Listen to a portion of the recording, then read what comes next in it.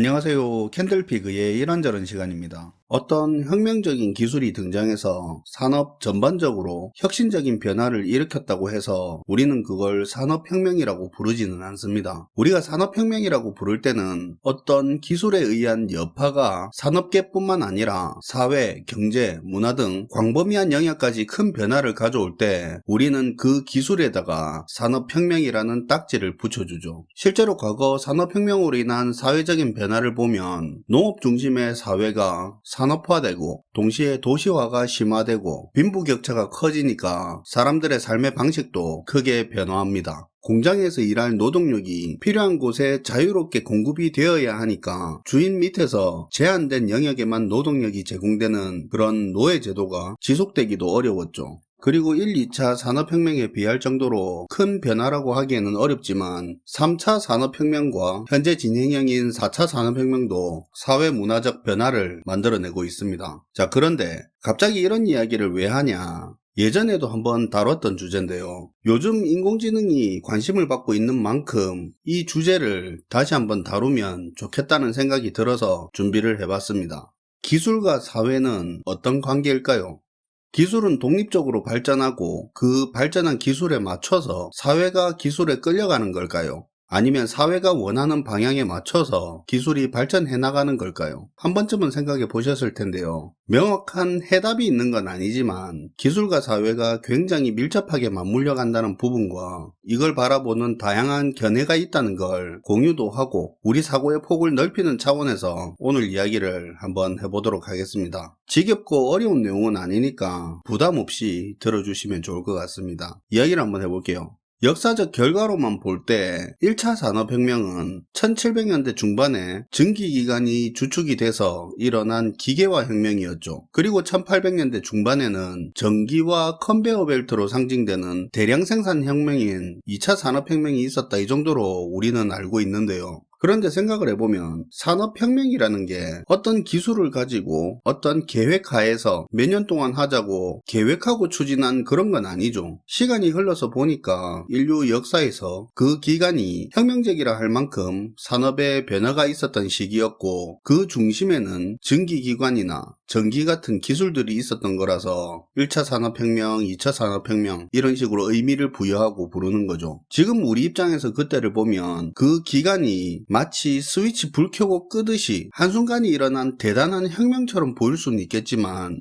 각각의 산업혁명은 50년이 넘는 기간이었습니다. 그 시대를 살았던 사람들 입장에서는 그게 혁명처럼 급진적으로 다가오진 않았을 겁니다. 마찬가지로 우리 역시도 3차 산업혁명을 겪었고 4차 산업혁명 이야기를 하고 있는데도 그 발전을 긴 기간 동안 나눠서 조금씩 적응을 하면서 경험하다 보니까 순식간에 벌어지는 혁명적인 발전처럼 느끼지는 못하죠. 어쨌든 결과적으로 봐서 증기기관이든 전기든 과거 산업혁명 시대를 이끈 기술인 건 맞지만 그 시대 그 사회에 받아들여지고 발전을 했으니까 산업혁명이라고 하면 그 기술 이야기가 나오는 거지. 만약 그때 사회가 그 기술을 못 받아들였다면 산업혁명이라는 게 없었거나 아니면 다른 기술이 그 시대의 중심이 되었겠죠. 지금도 마찬가지로 그 시절에도 여러 기술들이 사회에서 안 받아들여져서 도태되거나 살아남는 기술이 있었을 겁니다. 그래서 아주 오래전부터 과학기술 관련된 부분에서 사회학자나 기타 전문가들이 기술과 사회의 관계에 대해서 끊임없이 연구를 해왔었는데요. 이런 이야기는 많이 들어봤을 겁니다.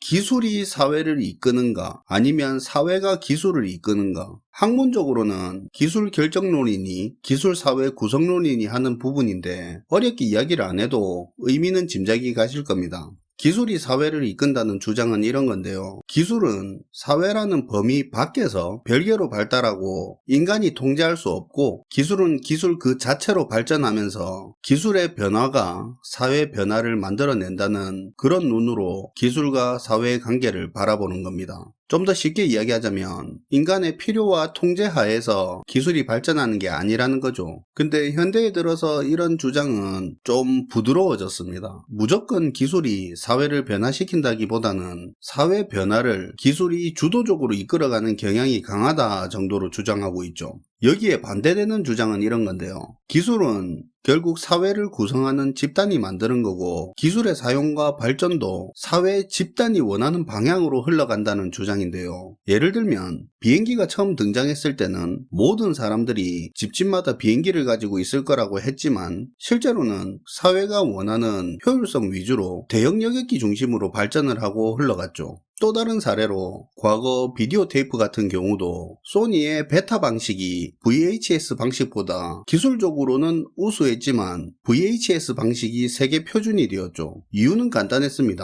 VHS는 기술적으로는 베타 방식보다 뒤처졌지만 녹화 시간이 길어서 당시에 미국 영화사들의 영화를 테이프 하나에 담을 수 있다는 그 이유로 VHS 기술이 채택됐죠. 이건 컨텐츠 공급업체와 유통사라는 사회 집단이 기술의 방향을 정한 대표적인 사례죠. 이것 말고도 조금만 생각해보면 사회가 기술의 발전에 영향을 미친 것도 굉장히 많습니다. 이게 기술과 사회의 관계를 보는 두 가지 견해인데요. 아마 들어보셨을 겁니다. 근데 둘 다 일리 있는 이야기이긴 한데 그렇다고 항상 맞는 것도 아니죠. 아마 두 주장을 가진 사람들이 사례를 들어가면서 자기 주장이 맞다고 하나하나 이야기하다 보면 아마 끝도 없을 겁니다. 그래서 오늘 이야기하고 싶은 내용이 이건데요. 앞에서 말한 두 내용보다 지금 말할 이 내용이 현대에 와서는 더 무게가 실리는 이론인데 기술 시스템이라는 겁니다.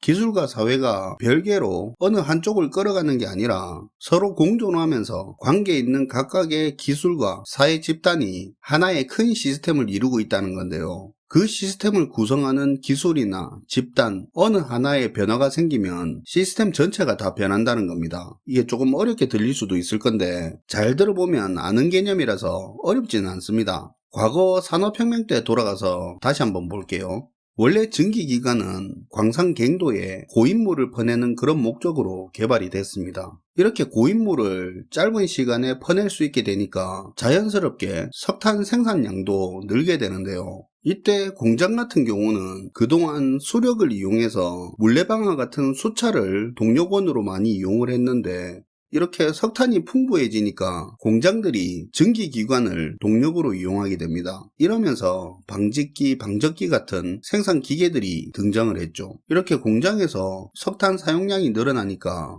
석탄 대량 운반 기술로 철도가 등장하게 됩니다. 자, 한번 봅시다. 광산기술, 공장의 생산기계, 철도, 이 세 가지가 기술로만 보면 성격이 전혀 다른 별개의 기술 같은데 실제로는 서로가 영향을 받는 하나의 시스템을 이루고 있죠. 예를 들어 더 많은 석탄을 운반할 수 있게 철도 기술을 발전시키려고 해도 광산 채굴 기술이 그 속도를 못 따라오면 철도 기술은 더 발전할 수 있는 계기가 줄어들게 됩니다. 반대로 공장 기계 가동이 급증해서 석탄 수요가 엄청나게 늘게 되면 철도 기술과 광산 기술은 같이 발달할 수밖에 없겠죠. 이렇게 시스템을 이루는 하나의 요소가 변화가 생기면 전체가 변화하는 흐름을 가진다는 게 기술 시스템의 중요한 포인트입니다. 자, 그럼 여기서 조금씩 덧붙여 보겠습니다. 사실 철도 기술뿐만 아니라 철도 회사 같은 사회 집단도 그 시스템을 구성하는 한 요소로 들어갑니다.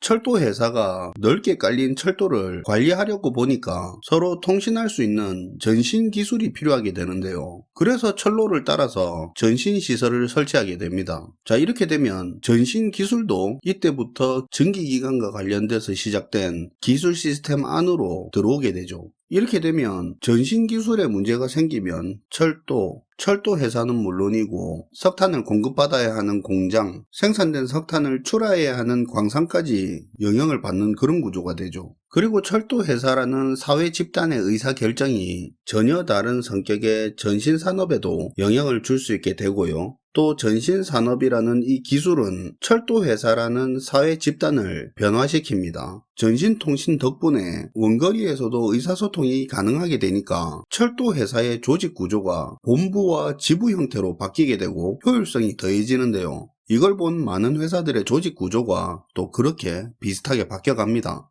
그런데 기술 시스템은 여기서 끝나는 게 아닙니다. 실제로는 금융회사, 학계, 정치권, 노조 같은 더 넓은 분야의 사회 집단도 포함이 되고 눈에 보이지 않는 문화, 관련 법률 등도 이 하나의 시스템을 이루는 요소로 자리 잡는 거죠. 그리고 이 시스템을 구성하는 기술적 요소든 사회적 요소든 혹은 무형의 요소든 무엇 하나 변화하면 시스템 전체가 영향을 받는다는 게 기술 시스템 관점에서 기술과 사회의 관계를 보는 거죠. 정리하는 차원에서 지금까지 설명한 걸 한번 떠올려 볼게요. 광산업과 철도, 공장, 통신이 관계를 가지면서 한 덩어리가 되고요. 또 이들과 관련 있는 금융권, 학계, 정치권도 같이 이 덩어리에 포함이 됩니다. 관련이 있으니까요. 당연히 관련 법률, 문화 등 보이지 않는 부분도 이 큰 덩어리를 이루는 한 요소가 되고요. 이 덩어리를 이루는 요소 중 하나라도 변화가 생기면 전체에 영향을 주는 겁니다. 그러니까 기술 시스템은 기술이 사회를 이끈다, 사회가 기술을 이끈다는 그런 개념이 아니라 관련 있는 요소들끼리 하나의 덩어리, 시스템을 형성하고 이 시스템을 형성한 요소들끼리 상호작용을 하면서 전체에 영향을 주며 변화한다는 그런 개념이 기술 시스템입니다. 법률적, 문화적, 사회적인 부분이 같이 변화하지 못하는데 기술을 혼자서 발전하지 못하고요. 혹은 발전을 해도 사회적으로 널리 쓰일 수 없죠. 어떤 특정 기술 역시도 관련 기술이 같이 성장하지 못하면 발전할 수 없는 겁니다. 컴퓨터 하드웨어랑 소프트웨어 기술이 그런 관계죠. 기술 시스템적 시각에서 보면 특정 4차 산업혁명 기술 몇 개가 크게 발달한다고 해서 그런 기술 혼자서 세상을 변화시키기는 어렵습니다. 관련 기술, 사회 구성원들의 이해관계, 사회 제도 등도 같이 따라와줘야 되는 겁니다.